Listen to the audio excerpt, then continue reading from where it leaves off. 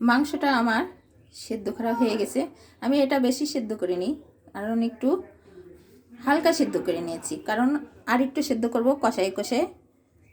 তো এখন এটার থেকে আমি ঢেলে নিব। ঢেলে নিয়ে আমি কড়াইতে রান্না করব। কড়াইটা আমার গরম হয়ে গেছে, আমি দিয়ে দিচ্ছি পরিমাণ মতো তেল। আমি কিছু সয়াবিন তেল দিব আর দেব কিছু সরিষার তেল। আমি দুইটা তেল এড করব, কারণ সরিষার তেলটা দিলে গোস্ত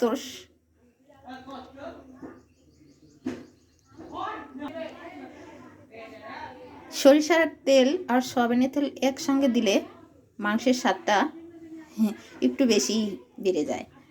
তো তেলটা গরম হওয়া পর্যন্ত অপেক্ষা করব।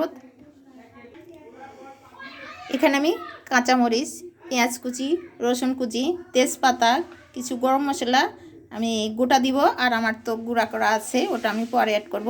লবণ আর মরিচের গুঁড়া, জিরার গুঁড়া, হলুদের গুঁড়া, ধনিয়া গুঁড়া, এখানে রেখেছি আদা বাটা। আমি এখন দিয়ে দেবো, আমার তেলটা গরম হয়ে গেছে, আমি দিয়ে দেবো পেঁয়াজ কুচি, রসুন কুচি এবং মশলাগুলো, তেজপাতা, আমি এগুলোকে আগে ভেজে নেব। আর বাকি উপকরণগুলো, এই উপকরণগুলো আমি পরে দিব, কারণ এর সঙ্গে দিলে মশলাগুলো পুড়ে যাবে। আমি এটাকে লাল লাল করে ভেজে নেব, তারপর মশলাগুলো অ্যাড করব। পেঁয়াজগুলো আমি লাল লাল করে ভেজে নিয়েছি, আমি দিয়ে দেব সামান্য পরিমাণ পানি। এরপর আমি বাকি মশলাগুলো দিয়ে দেব।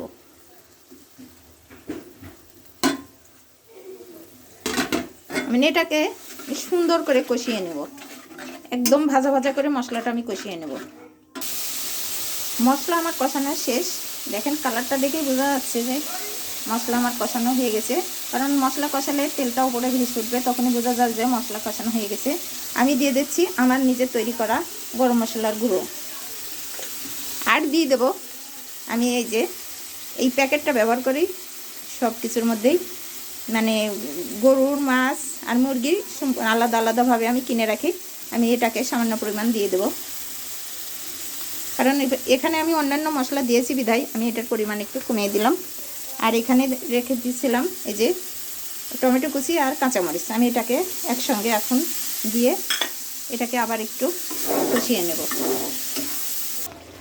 মশলাগুলোকে আমি সুন্দর মতো কষিয়ে নিয়েছি, এখন আমি মাংসগুলোকে ঢেলে দিব। এখন এগুলোকে একসঙ্গে আমি নেড়ে চেড়ে সুন্দর করে কষিয়ে নেব।